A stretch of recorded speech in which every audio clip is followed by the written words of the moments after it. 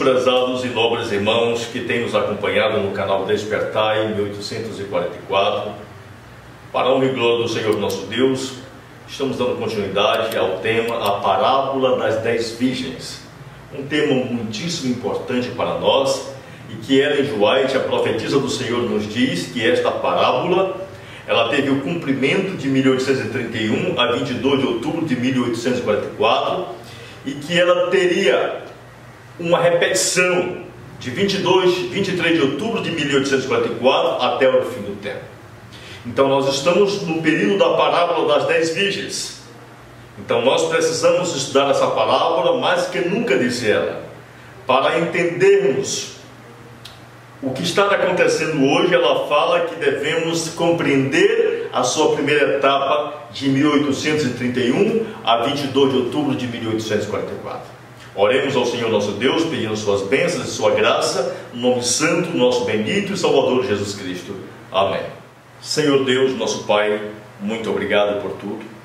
Abençoe, Senhor, esse estudo da parábola das 10 virgens, que venhamos entendê-la, que venhamos compreender e tirar proveito para nós neste momento, nesses últimos dias em Cristo Jesus. Amém. Então o reino do céu será semelhante a 10 virgens que, tomando seus lampiões, saíram ao encontro do noivo. As 5 delas eram prudentes e 5 eram insensatas. As que eram insensatas, tomando seus lampiões, não levaram azeite consigo, mas as prudentes levaram azeite em suas vasilhas com seus lampiões. E tardando o noivo, todas elas cochilaram e dormiram. E à meia-noite houve um grito: eis que o noivo vem, sai-lhe ao encontro. Então todas aquelas virgens se levantaram e prepararam os seus lampiões. E as insensatas disseram às prudentes: dai-nos do vosso azeite, porque os vossos lampiões estão se apagando. Mas as prudentes responderam dizendo: não, para que não falte a nós e a vós, mas ide antes aos que o vendem e comprai-o para vós. E tendo elas ido comprá-lo, chegou o noivo, e as que estavam preparadas entraram com ele para as bodas, e a porta foi o quê? Fechada. Depois chegaram também as outras virgens, dizendo: Senhor, Senhor, abre-nos para nós. Mas ele respondendo disse: em verdade vos digo, eu não vos conheço. Vigiai, pois, porque não sabeis o dia nem a hora em que o Filho do Homem há de vir.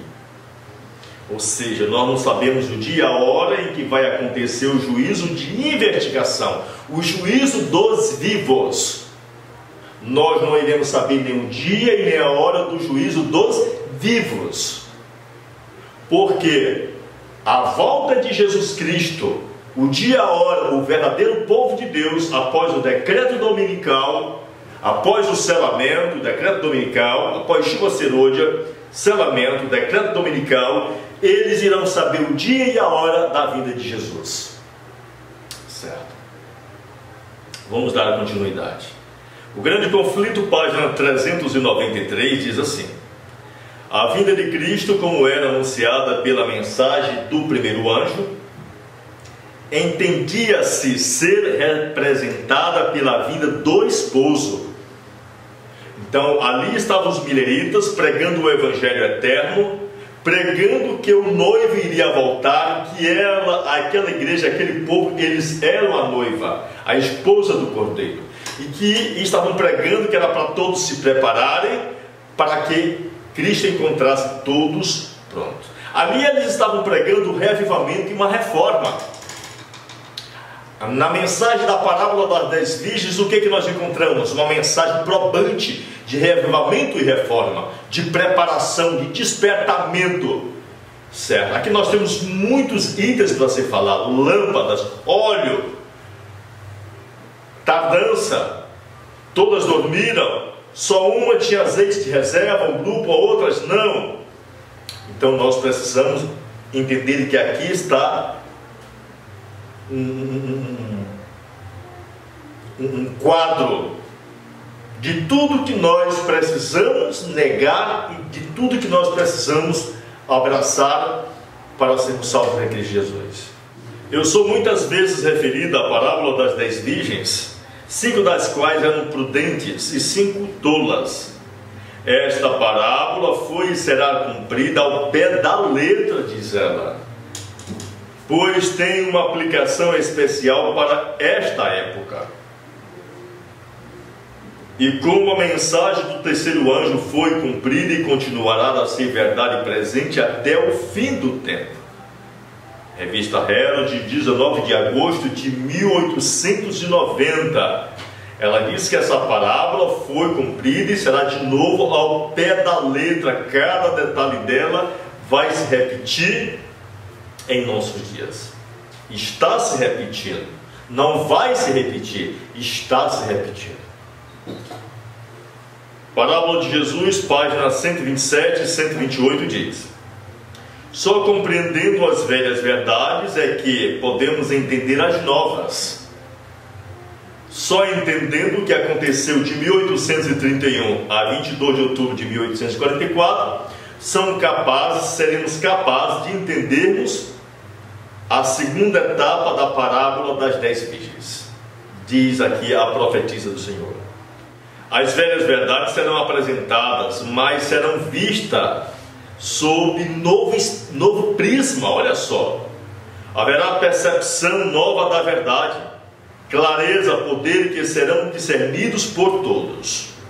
Todos quem? Todos aqueles que pesquisam, todos aqueles que buscam por si mesmo, individualmente.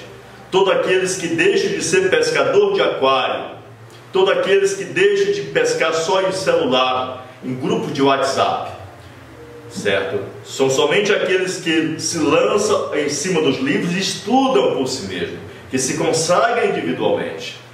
Os dois grupos que representam as duas classes, que professam estar à espera de seu Senhor, são chamadas virgens porque professam a fé pura. Parábola de Jesus 222, só porque professa a fé pura, certo? Na verdade, sempre teve e sempre terá o joio no meio do trigo, diz ela. As virgens tolas com as sábias. Aqui Ellen G. White faz uma comparação. Virgem tola como o joio, virgem sábia como o trigo, certo? Faz uma comparação entre essas duas classes. Nós iremos ler o Grande Conflito, página 311. A fim de preparar um povo para estar em pé no dia de Deus, deveria realizar-se uma grande obra de reforma. Isso aqui foi antes de 1844. Uma grande obra de reforma. Deus viu que muito dentre seu povo professo não estava edificando para a eternidade. E em sua misericórdia estava prestes a enviar uma mensagem de advertência, a fim de despertá-los de seu torpor e levá-los a preparar-se para a vinda de Jesus.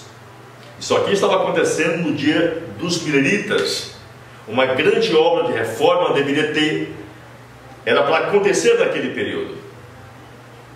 E agora eu pergunto, e hoje? Será que é necessário uma grande obra de reforma?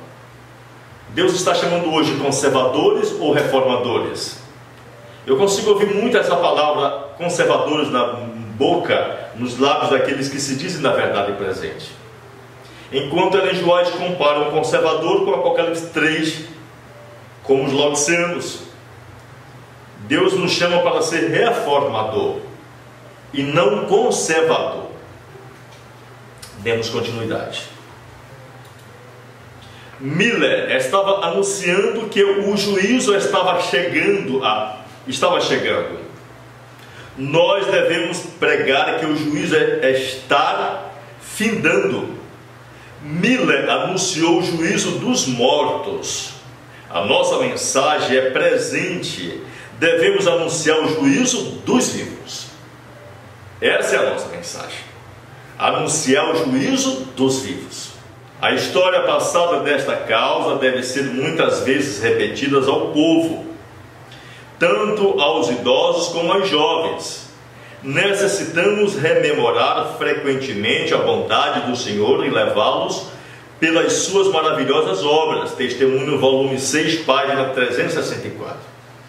Então, deveria hoje, na Igreja Adventista do Sétimo Dia, nos movimentos de sustento próprio, então, ser pregado, se traga ao povo mensagens mostrando o que aconteceu de 31 a 44.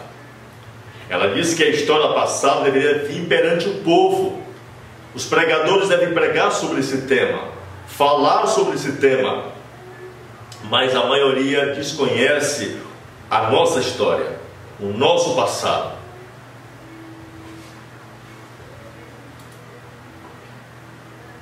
Como estavam as igrejas nos dias de Milé? Nós iremos ler em Primeiros Escritos, página 232, abre aspas. Anjos de Deus acompanhavam Guilherme Milé em sua missão.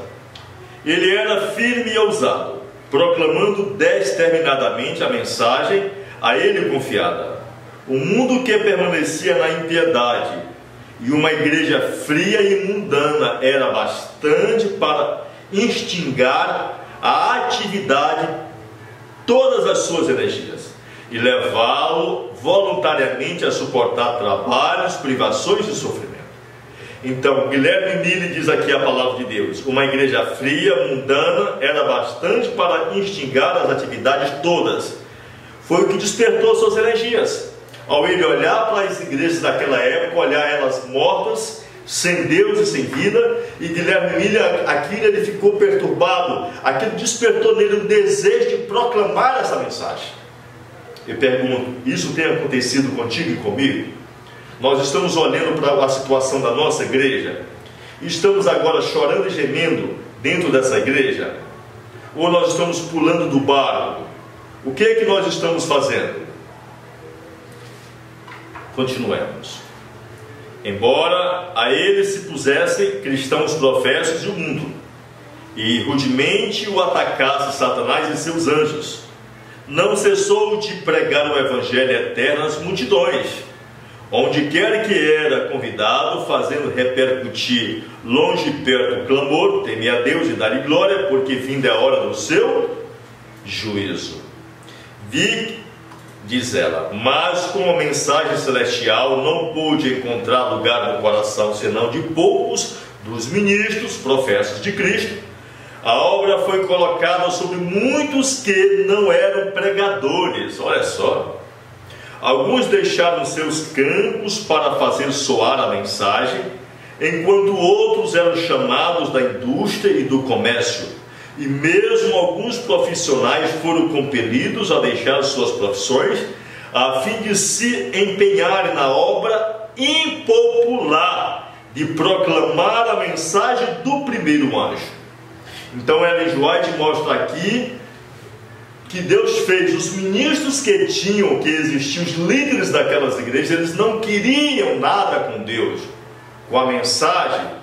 Agora Deus chama homens de vários ramos de trabalho para pregar uma mensagem o quê? Impopular. Isso nós estamos falando somente da mensagem do primeiro anjo. E hoje nós estamos pregando a mensagem do primeiro anjo, segundo e terceiro, nós entre aspas, porque existem aqueles pregadores mensageiros sem mensagem, certo? Então, se a mensagem do primeiro anjo era impopular, e as três juntas hoje é o que? Chamamos de quê?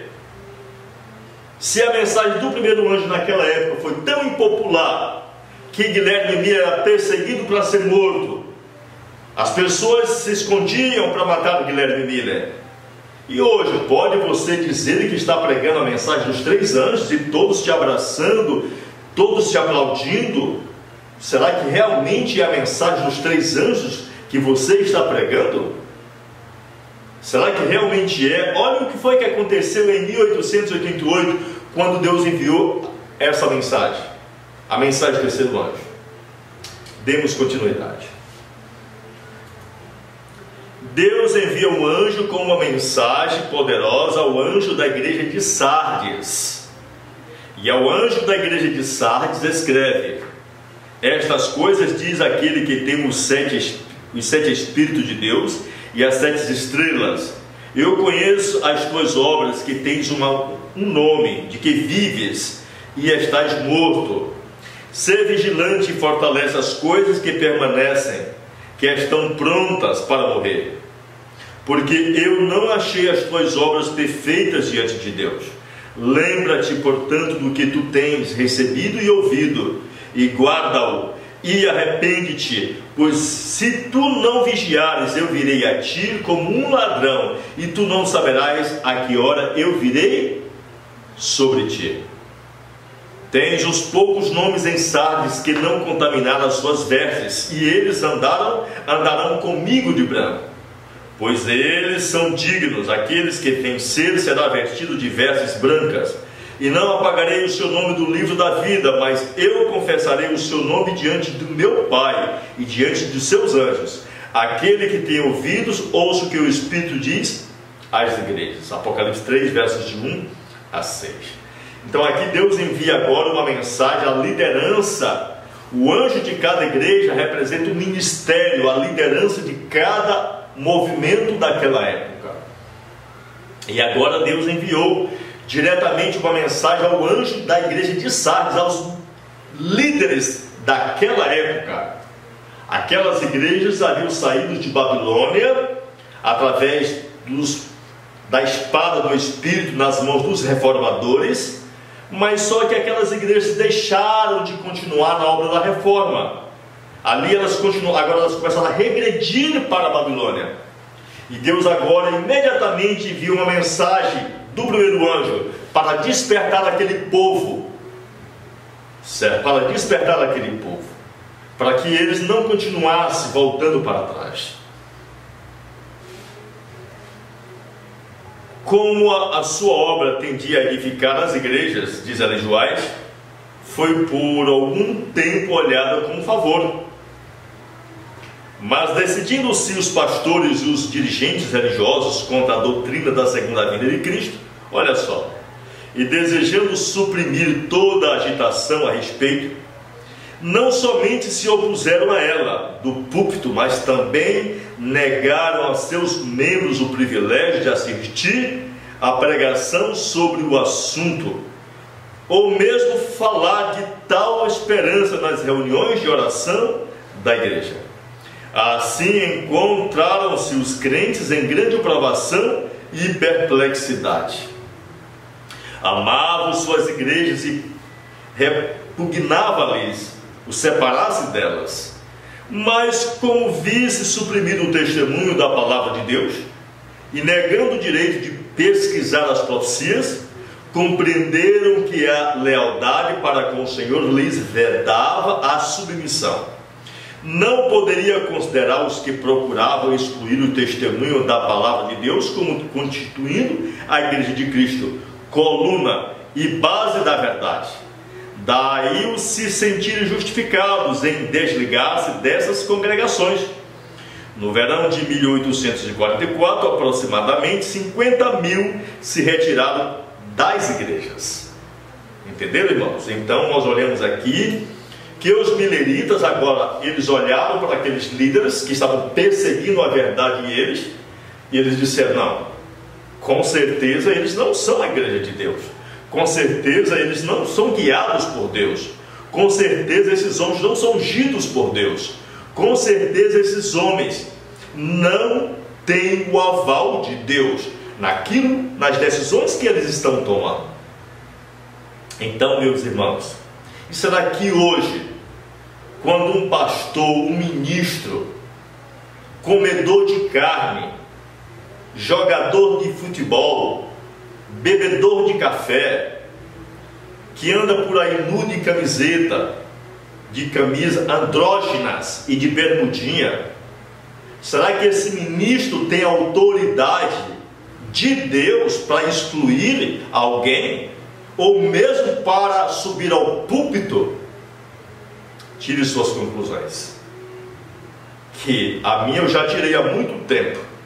Que Deus não pode estar com um homem desse. Demos continuidade.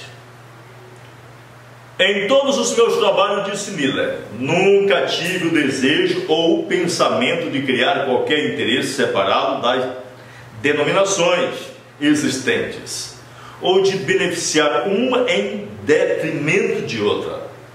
Pensava em beneficiar a todas, supondo que todos os cristãos se regozijassem com a perspectiva da vinda de Cristo, e que os que não viam as coisas como eu as via, não haveriam, por isso, de menosprezar os crentes nessa doutrina.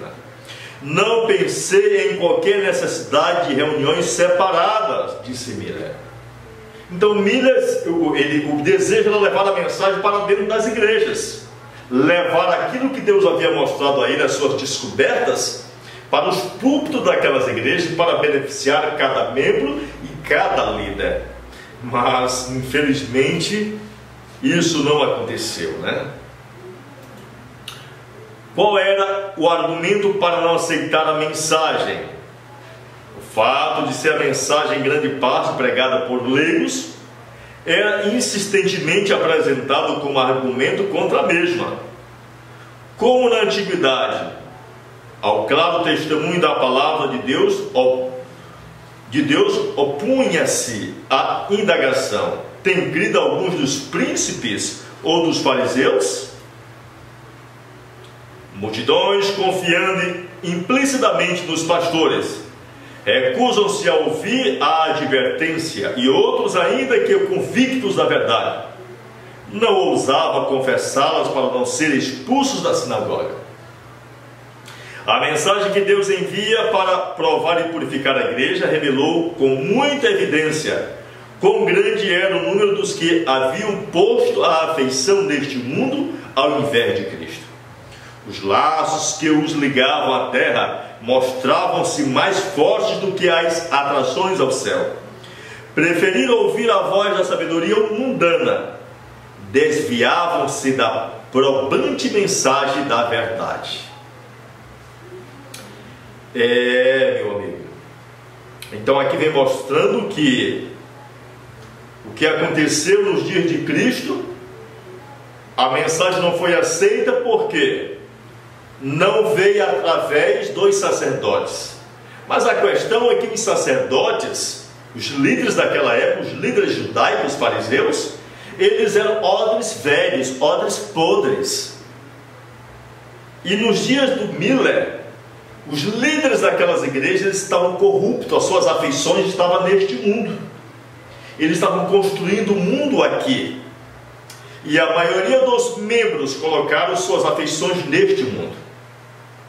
Então a mensagem, com certeza, ela não foi aceita. Muitos argumentos falsos. Quem é Miller? Diziam eles. Com tais armas têm sido em todos os tempos atacados os defensores da verdade. Os mesmos argumentos ainda se apresentam contra todos que ousam mostrar, em oposição a erros estabelecidos, os simples e diretos ensinos da palavra de Deus. Quem são estes pregadores de novas doutrinas? Exclamos que desejam uma religião popular. São indoutos, poucos, numerosos e da classe pobre. Quem é essas pessoas que estão pregando essa mensagem, dizendo que Jesus Cristo veio com a natureza pecaminosa? Quem são eles? Quem é essas pessoas? Quem é essas pessoas que estão pregando por aí, dizendo que justificação pela fé é Deus declarando e tornando o homem justo na íntegra? Quem são essas pessoas que estão ensinando por aí que pode viver uma vida santa, perfeita, obedecendo os mandamentos de Deus? Se batizaram poucos dias. Se batizaram, ele era aquele comerciante, ele era aquele camelô, ele era aquele pintor. São pessoas simples. Um não tem nem o primário completo, o outro não tem o terceiro ano, o outro é analfabeto. Quem são eles? Nós não podemos dar crédito nesses homens.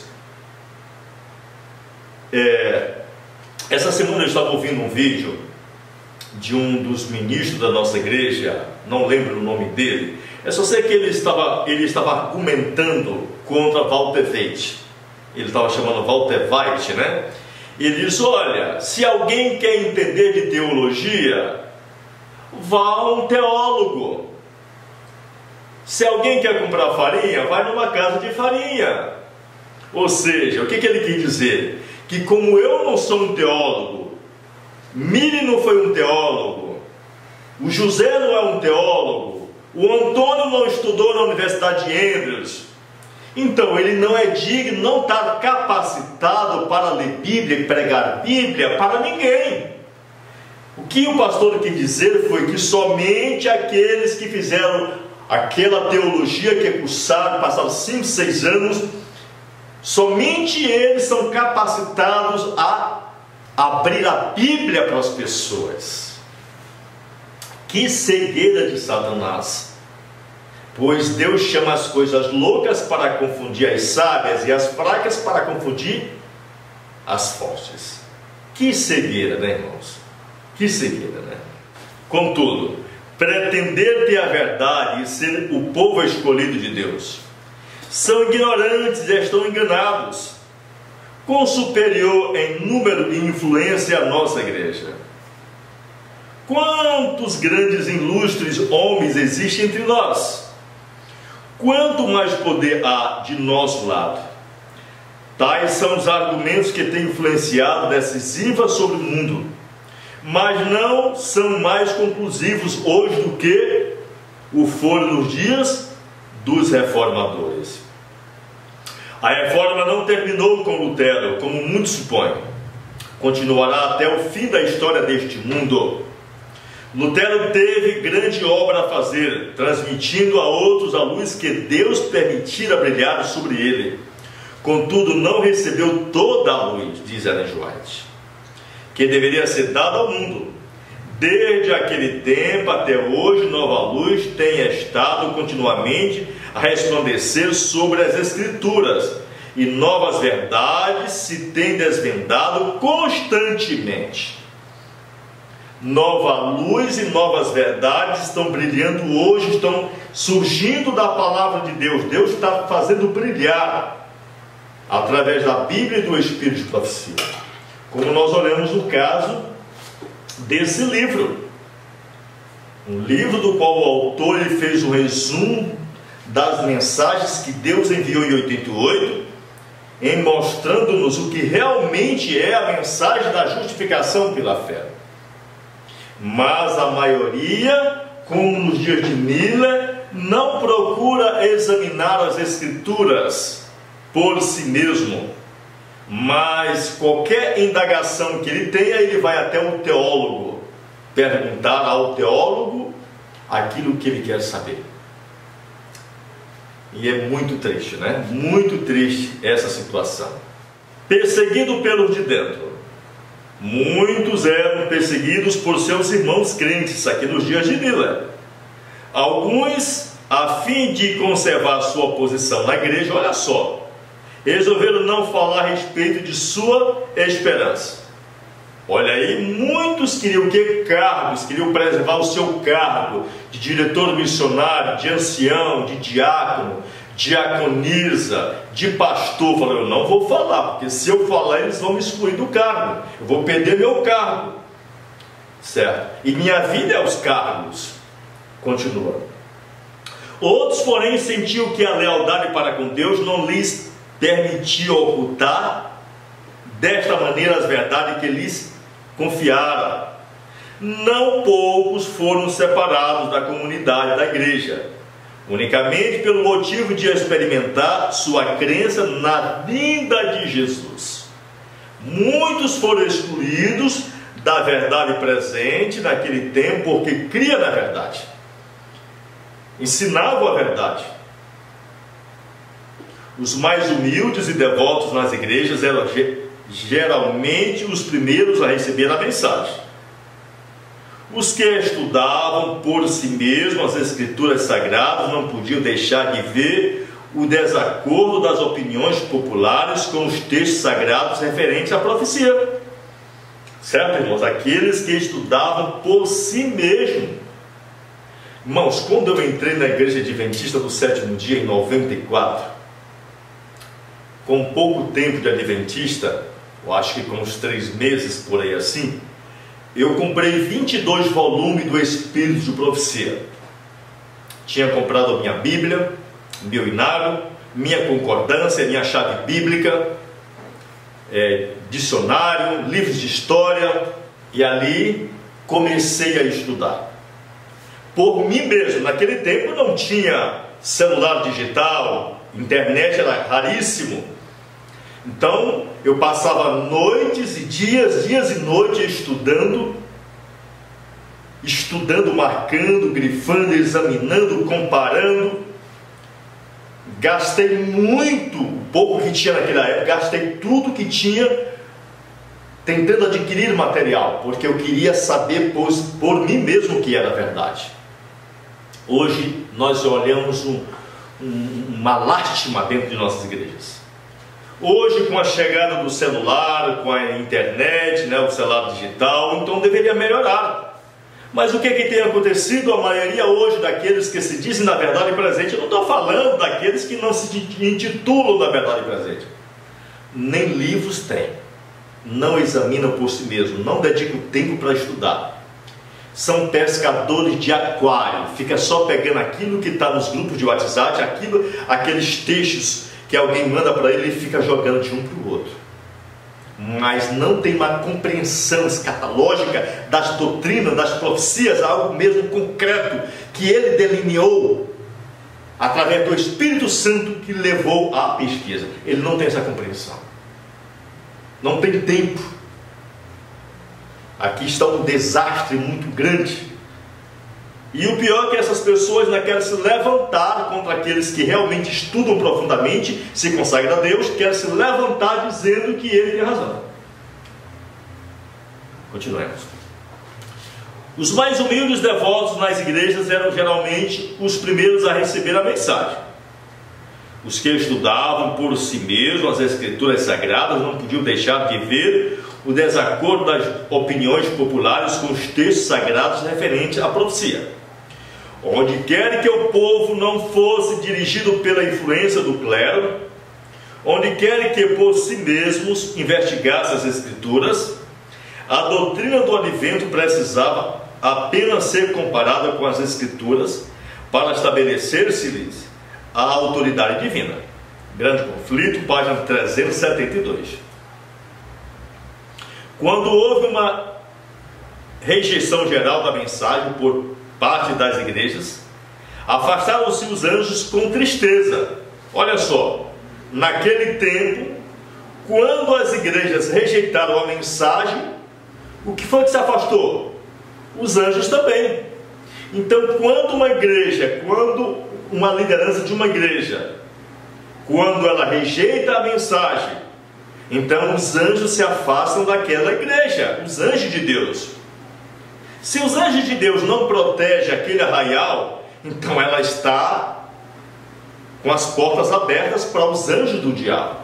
Muitas pessoas eram transviadas por maridos, esposas, pais ou filhos, e fazia-se-lhes crer que era pecado até mesmo o escutar as heresias pregadas pelos adventistas.